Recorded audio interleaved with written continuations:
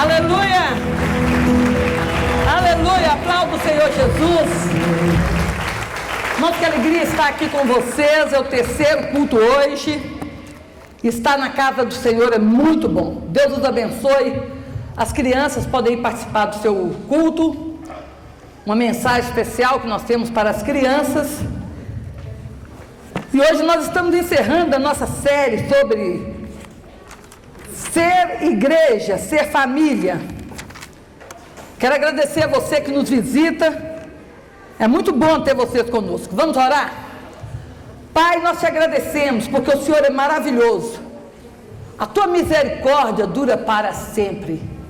Como é bom te servir. Como é bom celebrar o teu nome. Agora fale conosco. Em nome de Jesus, amém. Abra a tua Bíblia comigo. 2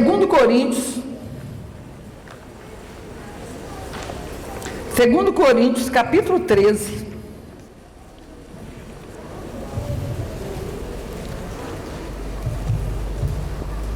Segundo Coríntios, capítulo 13, verso 13. Quem encontrou diz amém. Diz assim: a graça do Senhor Jesus Cristo, o amor de Deus e a comunhão do Espírito Santo seja com todos vós. Amém. Podem se assentar. Neste versículo nós conseguimos enxergar o apóstolo Paulo invocando a bênção do Pai, do Filho e do Espírito Santo. E Paulo deixa claro que nós somos tremendamente abençoados quando nós vivemos em comunhão. Sabe que existem muitas pessoas que ainda não aprenderam a dizer a palavra comunhão.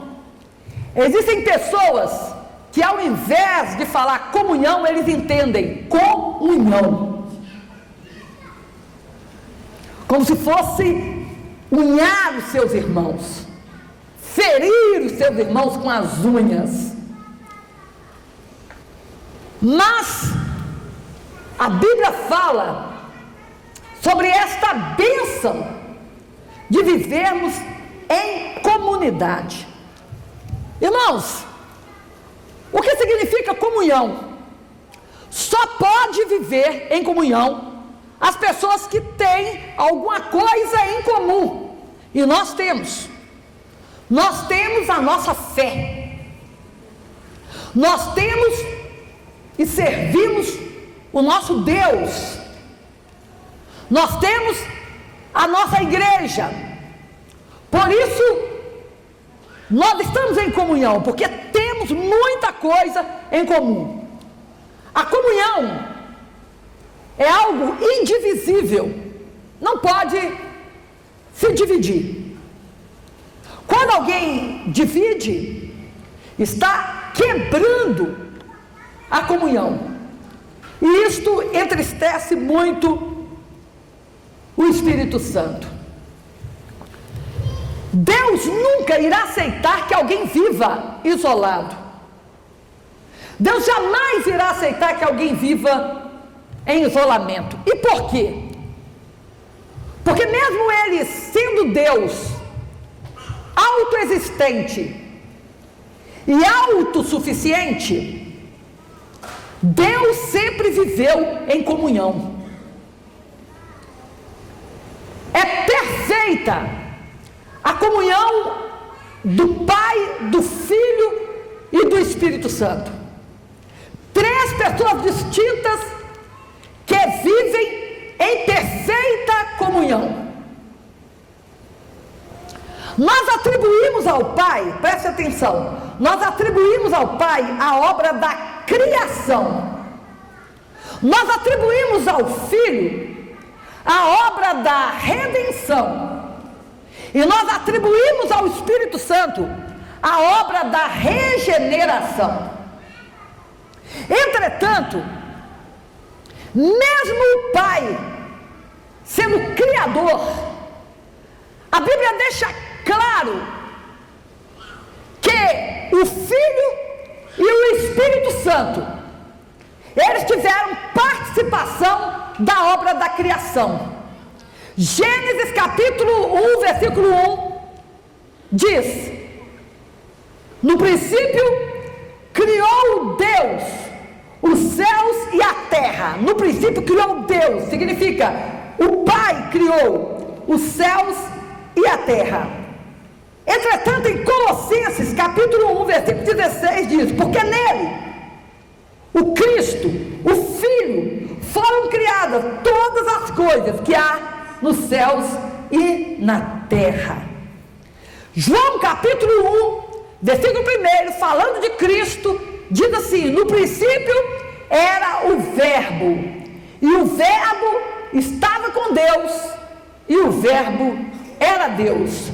Todas as coisas foram feitas por Ele, e sem Ele nada do que foi feito se fez. Então, o Filho, Jesus Cristo, deixou a sua assinatura na obra da criação. Jó, capítulo 27, verso 13, diz: pelo seu Espírito criou os céus. Isso não deixa dúvida de que o Espírito Santo também deixou a sua assinatura na obra da criação. Falamos agora sobre a redenção, cuja atribuição nós damos a Cristo. Mas mesmo a redenção sendo uma atribuição de Cristo, o Pai e o Espírito Santo também participaram da redenção.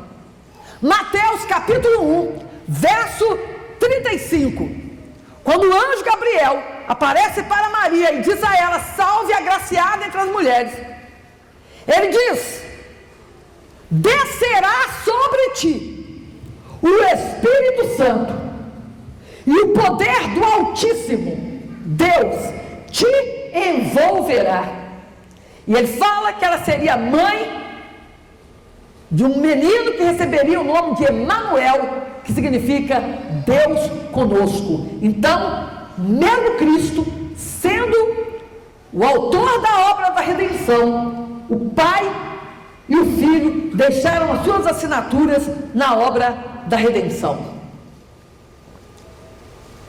A obra da regeneração, feita pelo Espírito Santo, também teve a coparticipação do Pai e do Filho. Hebreus capítulo 9, verso 14 diz: tanto mais o sangue de Cristo, o Filho, que pelo Espírito eterno, Espírito Santo, ofereceu a si mesmo imaculado a Deus, o Pai, purificará as vossas consciências, ou seja, fará a obra da regeneração na consciência das obras mortas, para servirdes ao Deus vivo. Então, meus queridos, nós percebemos que o tempo inteiro o Pai, o Filho e o Espírito Santo trabalham juntos. Eles têm um projeto em comum. O Pai, o Filho e o Espírito Santo também estiveram juntos no milagre da ressurreição. A ressurreição de Cristo aconteceu por obra de Deus e do Espírito Santo. Romanos 1,4: declarado Filho de Deus, o Pai, segundo o Espírito da santificação, o Espírito Santo, pela ressurreição dos mortos. Atos 2,32: Deus ressuscitou a esse Jesus, do que todos nós somos testemunhas. Então, irmãos, nós verificamos aqui que mesmo Deus sendo autossuficiente, autoexistente, Deus nunca trabalhou sozinho. E por que eu e você às vezes temos a pretensão de nos isolarmos, a pretensão de trabalhar sozinho, a pretensão de fazer alguma obra para Deus, desconectado do corpo que é Cristo? Tudo que se divide não permanece de pé. Tudo onde há uma ruptura não permanece. E se a igreja quer permanecer, ela precisa de estar unida na mesma visão, no mesmo propósito. E quando você recebe a Cristo, você é inserido no corpo dele. E você já não anda mais sozinho. E você já não caminha mais sozinho. E eu listei aqui 10 motivos pelos quais nós precisamos uns dos outros. 10 motivos pelos quais nós precisamos de estar na igreja. E o primeiro deles está em Romanos, versículo 12, verso 10. O primeiro motivo é amar e honrar.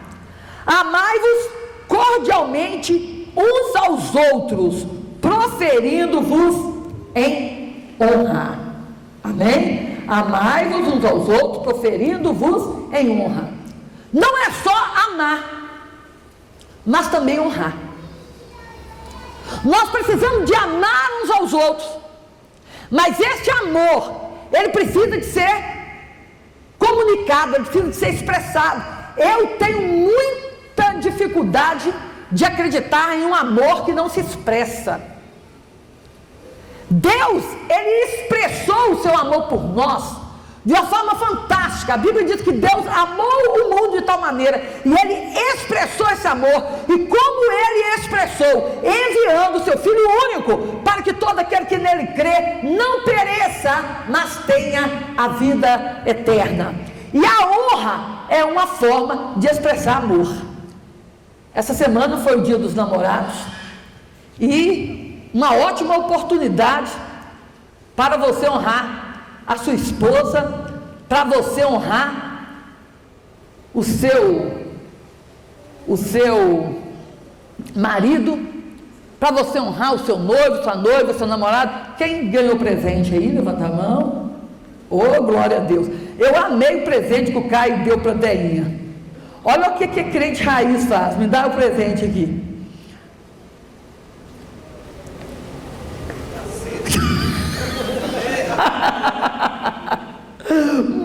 Isso é Bíblia, né? Glória a Deus. Eu achei interessante. Mas eu vi um pastor falar uma coisa que eu achei muita graça.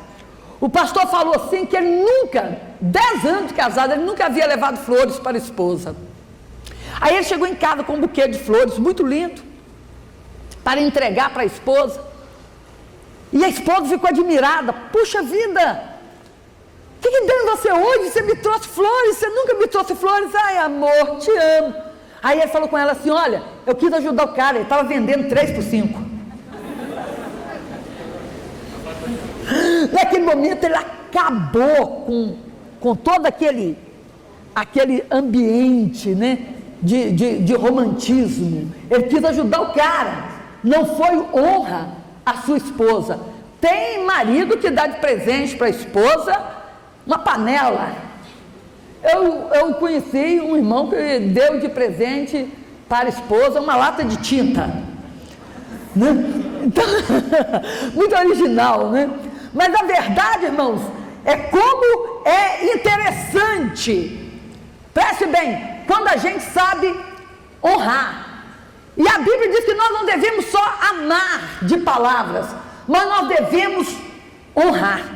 Amém? Honrar uns aos outros. E na igreja a gente tem oportunidade de fazer isso.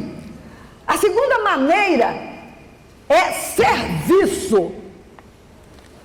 Gálatas, capítulo 2, capítulo 5, versículo 13 diz: servi-vos uns aos outros pelo amor. Irmãos, na minha opinião, servir é a atitude que a gente tem que nos faz mais parecer com Jesus. Eu acho que quando eu até já tive uma experiência assim, eu já contei aqui, hoje não vai ter tempo de contar de novo, mas se você pregar muito bem, talvez isso não te faça parecer com Jesus. Cantar muito bem não te faça parecer com Jesus. Mas quando você serve, indubitavelmente você parece com Jesus. Quando Jesus preparou aquele ambiente com os discípulos, ele pegou ali uma bacia com água, uma toalha.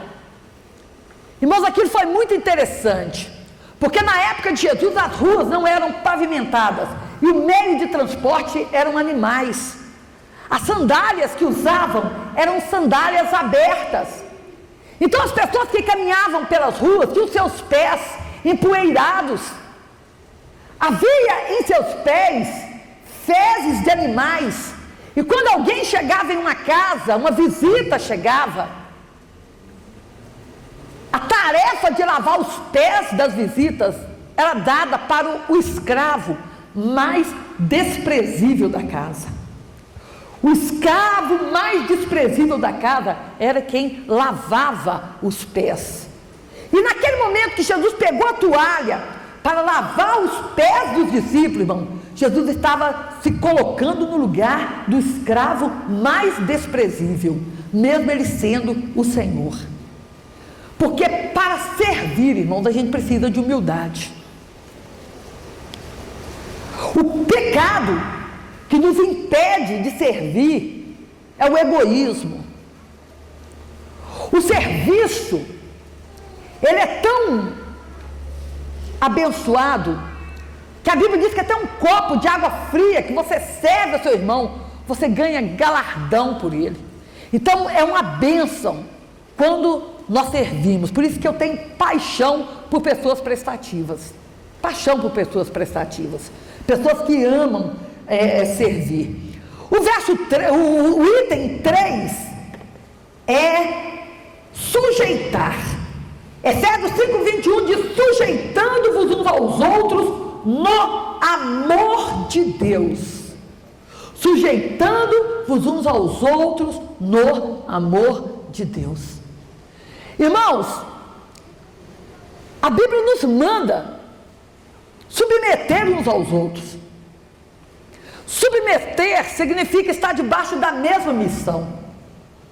A Bíblia diz que nós somos cooperadores de Cristo. E somos cooperadores uns dos outros. Na obra do Senhor não pode haver competição. No momento que entra a competição, a bênção sai. Na obra de Deus é necessário que haja cooperação. Nós temos que cooperar uns com os outros. Nós temos que fortalecer uns aos outros. Sujeitai-vos uns aos outros. De repente alguém diz: nossa, mas eu tenho mais idade do que aquela pessoa, e ela hoje está me liderando. Ou eu tenho mais experiência, ou eu tenho mais tempo na igreja. Irmãos, nós precisamos de exercitar a humildade. E quem não é humilde, irmão, não consegue sujeitar a ninguém. E quem não se sujeita jamais poderá exercer alguma autoridade. E por que não pode exercer autoridade? Por que não pode? Porque a Bíblia diz que todos que exercem autoridade precisam de estar também debaixo de autoridade. O quarto motivo pelo qual nós precisamos uns dos outros, precisamos da igreja, está em Colossenses capítulo 3 e verso 13, que diz sobre suportar e perdoar. Suportamos-vos uns aos outros e perdoando-vos uns aos outros. Irmãos, sejamos claros, sejamos objetivos. Presta atenção, e nos relacionamentos, há momentos, né, Ricardo Cruz, nos relacionamentos, que a única palavra que cabe é suportar. Às vezes não cabe outra palavra. Em algum momento do relacionamento não cabe outra palavra a não ser suportar. Chega um momento que a gente acha que não está amando. Chega um momento que a gente acha que a gente não está amando.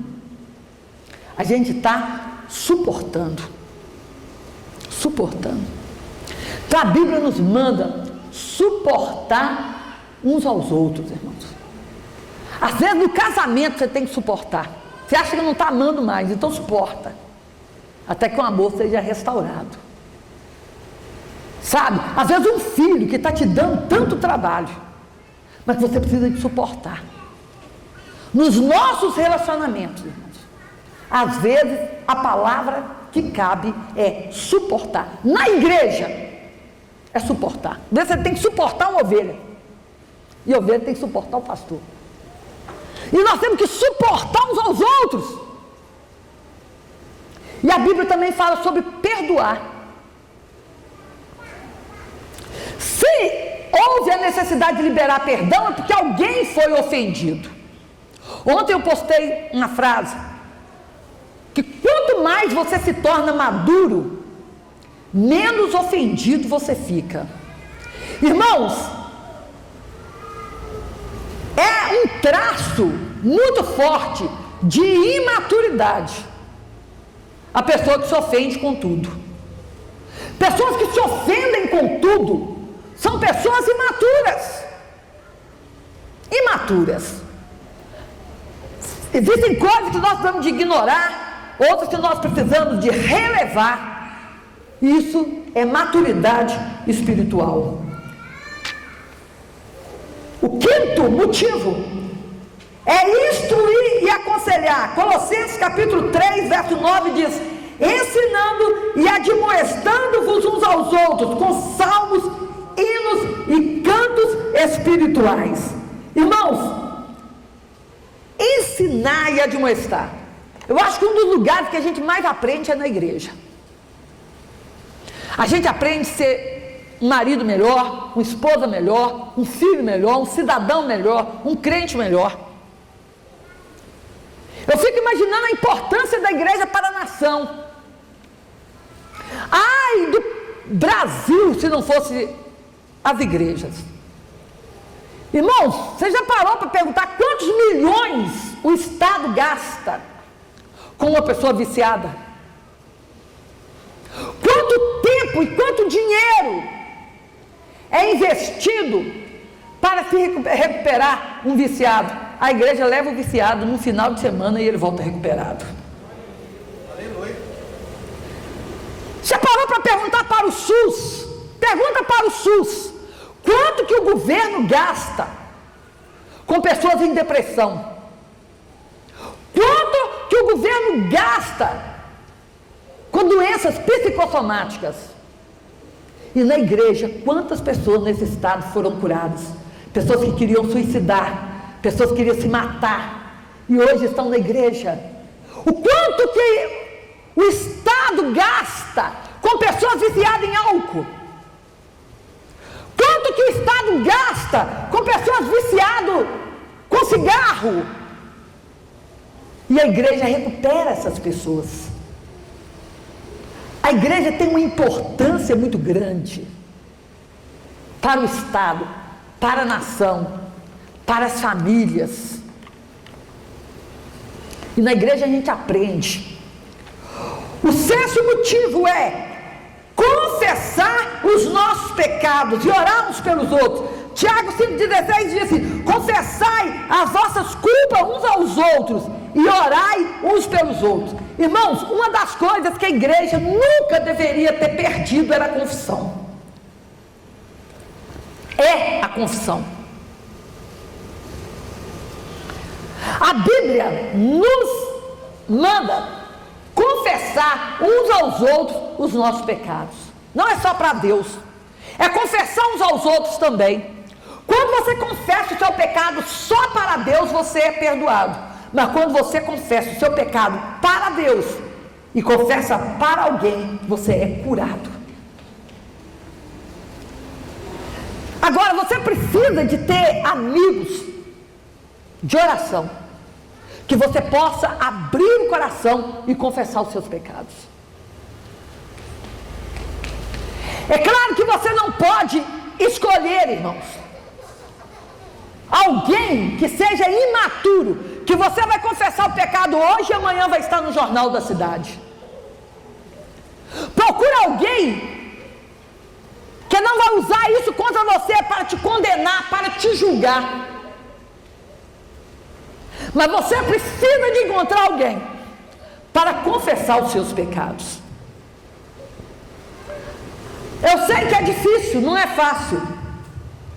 Não é fácil confessar pecados.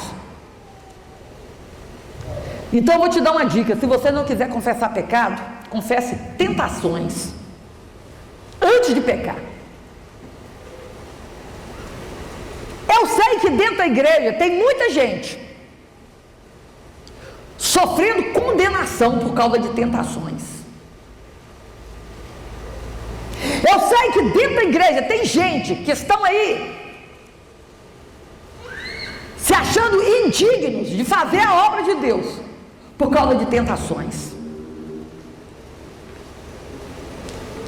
Existem pessoas que estão carregando uma culpa enorme por causa da tentação. Mas eu quero te dizer uma coisa: tentação não é pecado. O pecado é ceder à tentação. Até o próprio Cristo, o tempo inteiro ele foi tentado. Enquanto nós vivermos nessa terra, nós seremos tentados nas áreas vulneráveis da nossa vida. O que você precisa de fazer então? Confessar os seus pecados. Confessar, porque aquilo que está em trevas, que está obscuro, Satanás consegue dominar. Mas quando chega a luz, Satanás perde o domínio. E a Bíblia fala também sobre orar uns pelos outros. Existem batalhas que você vai conseguir vencer sozinho, em oração. Você vai conseguir vencer essa batalha orando sozinho. Mas haverá batalhas que você só vai conseguir vencer se você encontrar um companheiro de oração. E haverá batalhas que só a igreja inteira levantando um clamor.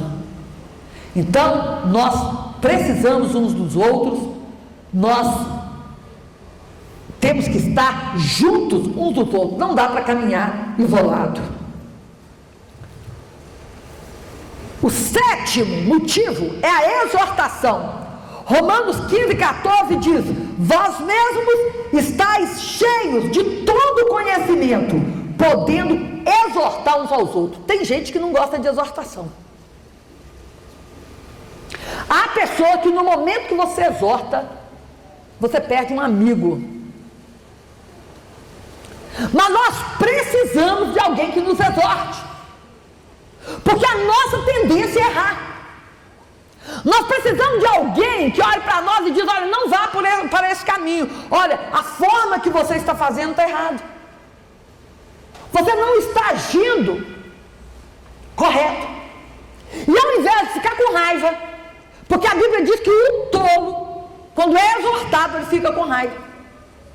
Uma pessoa que recebe a exortação e fica com raiva, a Bíblia diz que ele não é sábio, a Bíblia diz que ele é tolo. O sábio é aquele que recebe a exortação e agradece a Deus. Irmãos, eu preguei aqui recentemente e vou voltar a dizer: todos nós precisamos de um Natan na nossa vida. Eu fico imaginando o que seria de Davi se não fosse um Natan. Deus usou muito Davi, mas Deus usou tremendamente Natan para exortar Davi.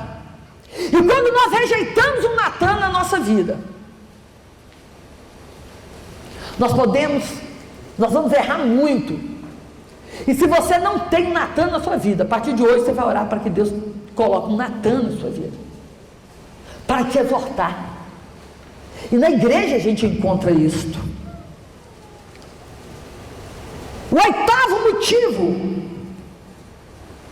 é ser hospitaleiros. 1 Pedro 4,9 diz: hospedai-vos uns aos outros sem murmurações. A Bíblia de Gênesis e Apocalipse fala sobre a bênção da hospitalidade. A Bíblia fala sobre o dom da hospitalidade. Uma das primeiras características para ser um pastor é a hospitalidade. A Bíblia diz que pessoas que eram hospitaleiros, que praticavam a hospitalidade, lá no passado, muitos deles hospedaram anjos. Tem gente que não gosta de receber ninguém na casa deles. Há pessoas que vivem em uma redoma, não gosta que ninguém vai lá. Mas a Bíblia fala sobre a hospitalidade. Como Deus abençoou pessoas que eram hospitaleiras. Você está um único exemplo. Aquela mulher que sempre recebia o profeta Eliseu na sua casa. E ela então chegou perto do seu marido e disse: vamos construir aqui um quarto, colocar uma cama, uma mesa, uma cadeira, para que todas as vezes que o homem de Deus passar por aqui, ele possa ficar bem acomodado. Aquela mulher não pediu nada em troca. Mas o profeta a chamou e viu que ela tinha vontade de ter um filho. Ele profetizou sobre ela, teve um filho, o filho morreu e depois ele ressuscitou. Porque aquela mulher praticou a hospitalidade. Há uma bênção na hospitalidade. Há uma bênção. E na igreja, uma das formas que nós temos de praticar a hospitalidade é através das células. Quando você abre a sua casa para uma célula, você está sendo hospitaleiro. Irmãos, eu ouço testemunho de pessoas que disseram: pastor, depois que eu abri uma célula na minha casa, eu tenho experimentado milagres de Deus. Irmão, na minha casa tem uma célula, e eu não quero que essa célula acabe nunca, ela vai ficar lá até Jesus voltar. Porque o que significa você abrir uma célula na sua casa? A partir do momento que você abre uma célula na sua casa, a sua casa se torna uma agência do reino de Deus na terra. É uma embaixada do reino de Deus. Qual demônio vai querer atacar uma embaixada do reino de Deus? Uma agência do reino de Deus? O reino de Deus é pobre, o reino de Deus é miserável? Não! E a sua casa, a partir do momento que ela tem uma célula, ela é uma agência do reino de Deus. Então, você tem a oportunidade de abrir uma célula na sua casa e praticar a hospitalidade. O nono motivo é consolar e edificar. 1 Tessalonicenses, capítulo 5, verso 11 diz: por isso, consolai uns aos outros e edificai uns aos outros. Na igreja, a gente é consolado. Quantas pessoas chegam aqui tristes, ouvem uma palavra, ouvem um louvor e saem edificado? Quantas pessoas recebem uma notícia que tem um parente muito mal no hospital e pede oração na igreja e a pessoa é curada?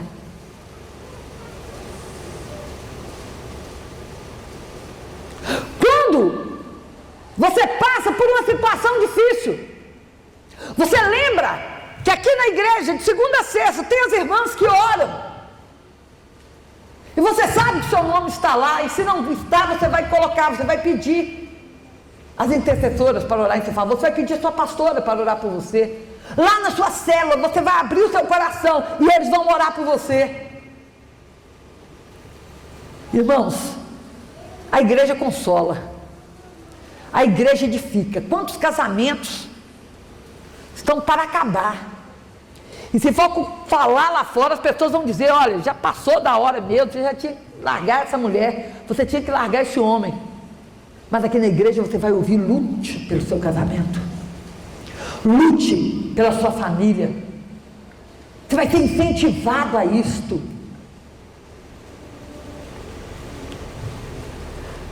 Irmãos, nós precisamos de praticar isso todos os dias. Ontem eu fiquei sabendo que um pastor que eu admiro muito, eu não sei se ele está escrevendo ou já escreveu um livro que o título desse livro me chamou muita atenção: A Igreja da Segunda-feira. Porque a igreja tem uma cara de domingo, né, gente? No domingo a igreja tem uma cara de vitória, no domingo a igreja tem uma cara de renovo. Mas a igreja continua na segunda-feira, a igreja continua na terça, a igreja continua na quarta, durante a semana inteira a igreja continua na sua casa, continua no seu trabalho, continua com o grupo de seus amigos, continua na escola. E não já imaginou se você decide alimentar só um dia na semana, uma vez na semana? Não, só vou comer agora uma vez na semana. Sabe o que vai acontecer? Você vai ficar fraco. Uma vez na semana, sabe o que vai acontecer? Você vai ficar debilitado.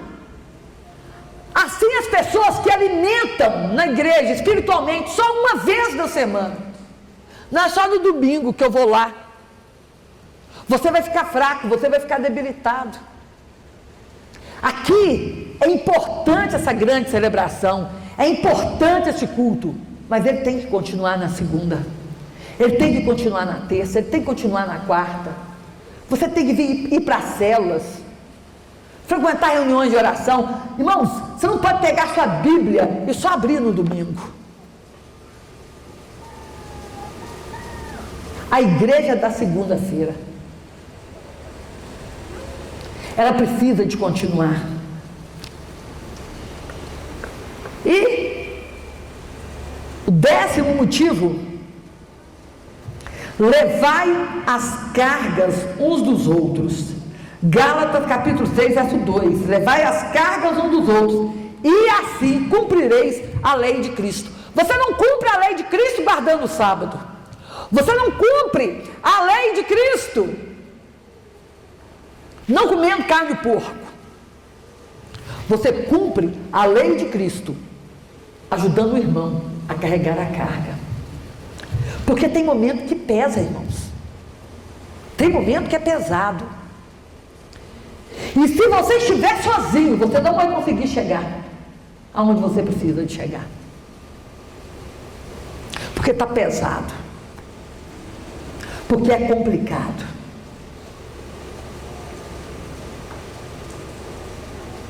Você vai precisar de alguém que te ajude, e você vai precisar de ajudar o outro também. Ser igreja, ser família. Que você esteja em comunhão, que você esteja conectado, e que você não permita que nada venha te separar do corpo de Cristo. Deus te abençoe, em nome de Jesus. Amém.